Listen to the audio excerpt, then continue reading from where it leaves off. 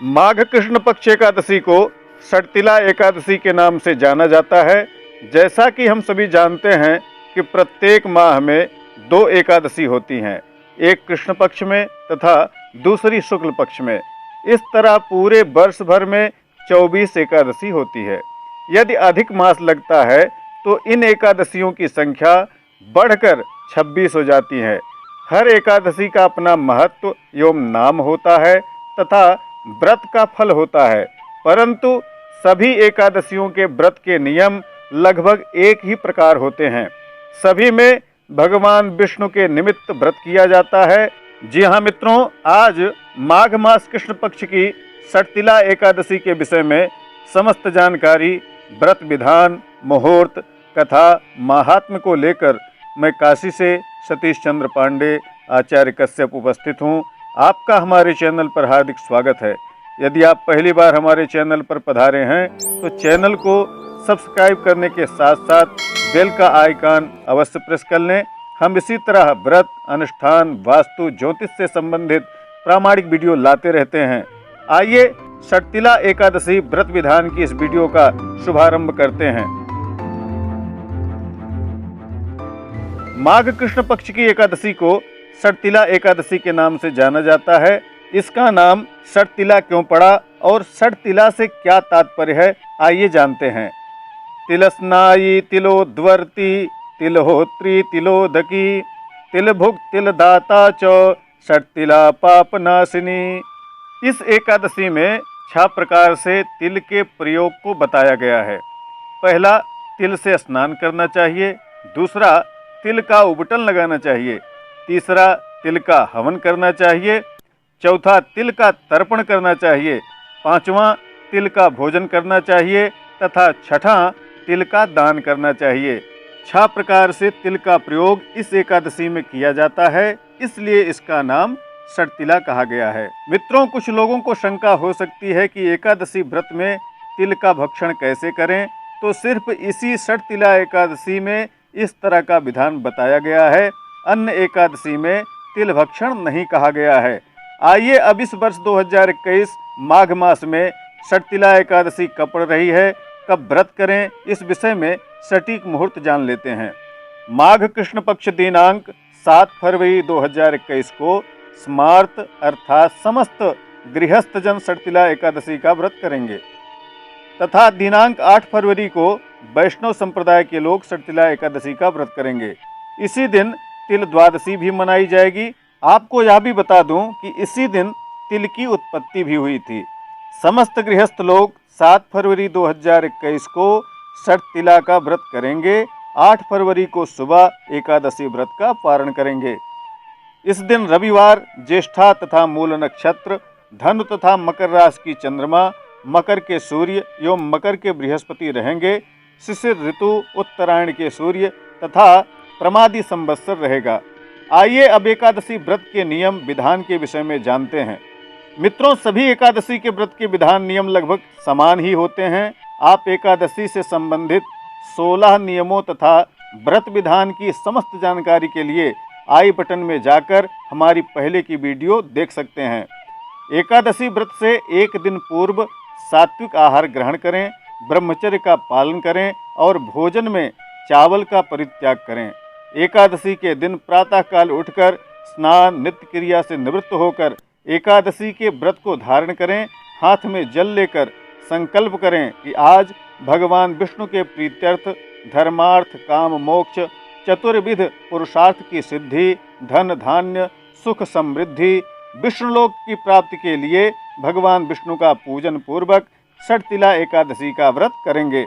ऐसा संकल्प करके एक चौकी पर पीला कपड़ा बिछाकर उस पर भगवान विष्णु की स्थापना करें। घी का दीपक जलाएं। गौरी गणेश के स्मरण के साथ साथ भगवान विष्णु की षोडशोपचार पूजन करें।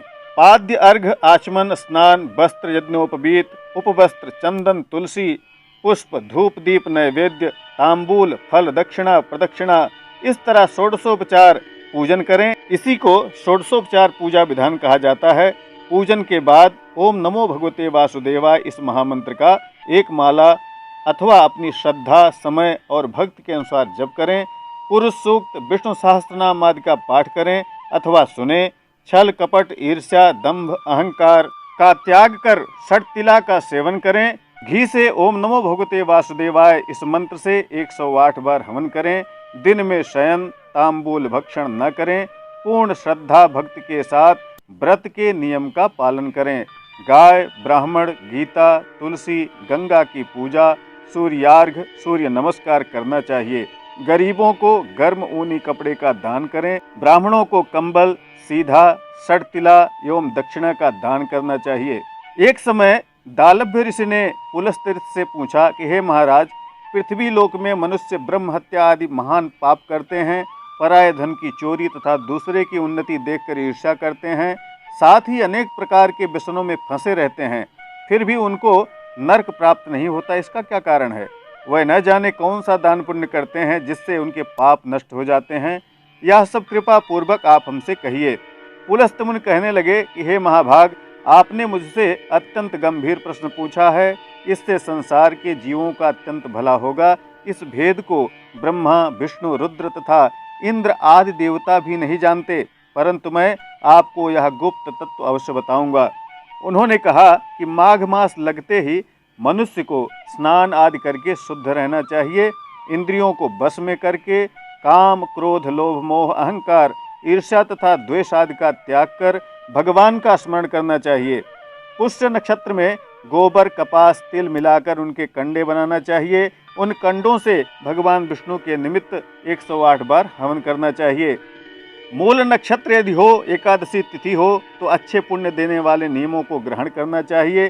स्नान नित्य क्रिया से निवृत्त होकर भगवान विष्णु का पूजन करें। एकादशी के व्रत का धारण करें। रात्रि को जागरण करें तथा धूप दीप नैवेद्य आदि से भगवान का पूजन करके खिचड़ी का भोग लगाएं।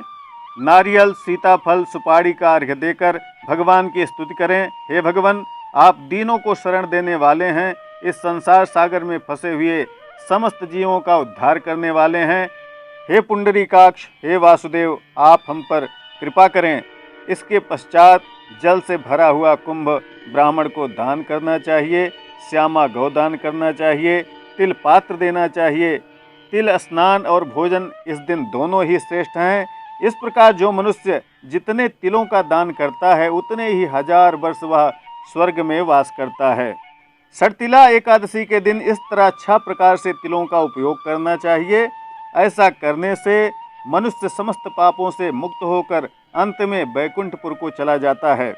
इतना कहकर पुलस्त्य ऋषि कहने लगे कि अब मैं आपको एकादशी की इस कथा को बताने जा रहा हूँ, जो कि परम पुनीत है। बहुत ही श्रद्धा और भक्ति के साथ इस कथा का श्रवण करना चाहिए। एक समय नारद जी ने भगवान श्री हरि से यही प्रश्न किया था और भगवान ने जो षटतिला एकादशी का महात्म्य नारद जी से कहा था, वही मैं आपसे कहता हूँ। बहुत ही ध्यान पूर्वक आप इसे सुनिए। प्राचीन काल में मृत्युलोक में एक ब्राह्मणी रहती थी। वह सदैव व्रत किया करती थी। एक समय वह 1 मास तक व्रत करती रहीं। इससे उनका शरीर अत्यंत दुर्बल हो गया। यद्यपि वह अत्यंत बुद्धिमान थी, तथापि उसने कभी भी देवताओं या ब्राह्मणों के निमित्त अन्न धन का दान नहीं किया था। इससे मैंने सोचा कि ब्राह्मणी ने व्रत आदि से अपना शरीर शुद्ध कर लिया है, अब इसे विष्णुलोक तो मिल ही जाएगा, परंतु इसने कभी भी अन्न का दान नहीं किया। इससे इसकी तृप्ति होना बड़ा कठिन है। भगवान ने आगे कहा, ऐसा सोचकर मैं भिखारी के वेश में मृत्युलोक में उस ब्राह्मणी के पास गया और उससे भिक्षा मांगी। वह ब्राह्मणी बोली, महाराज किस लिए आए हो? मैंने कहा, मुझे भिक्षा चाहिए। इस पर उसने एक मिट्टी का ढेला मेरे भिक्षा पात्र में डाल दिया। मैं उसे लेकर स्वर्ग में लौट आया। कुछ समय बाद ब्राह्मणी भी शरीर को त्याग कर स्वर्ग में आ गई। उस ब्राह्मणी को मिट्टी का दान करने से स्वर्ग में सुंदर महल मिला, परंतु उसने अपने घर को अन्न आदि सब सामग्रियों से शून्य पाया। उसके घर में अन्न नहीं मिला उसे। घबरा कर वह मेरे पास आई और कहने लगी, भगवान, मैंने अनेक व्रत आदि से आपकी पूजा की, परंतु फिर भी मेरा घर अन्न आदि सब वस्तुओं से शून्य है। इसका क्या कारण है? इस पर मैंने कहा कि पहले तुम अपने घर जाओ, देव स्त्रियाँ आएंगी तुम्हें देखने के लिए। पहले उनसे षटतिला एकादशी का पुण्य और विधि सुन लो, तब द्वार खोलना।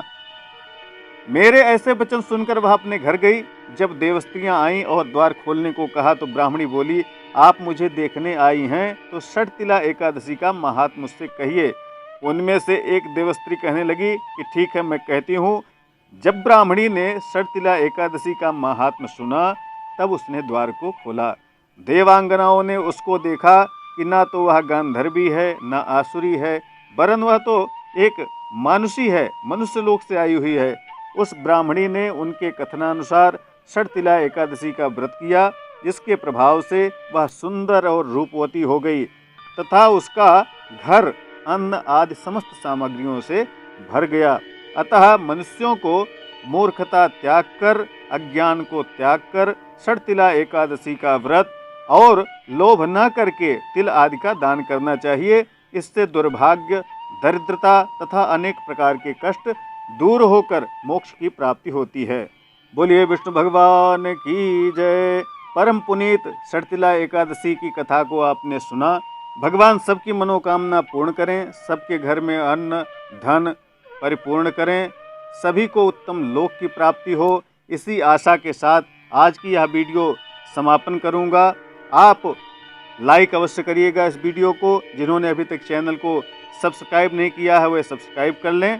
आप हमसे फेसबुक, इंस्टाग्राम आदि सभी सोशल साइट्स पर जुड़ सकते हैं। सबकी लिंक आपको इस वीडियो में मिल जाएगी। यह वीडियो आपको कैसे लगी कमेंट अवश्य करिएगा। इसी के साथ आज विदा लेता हूँ। नमस्कार, जय विश्वनाथ।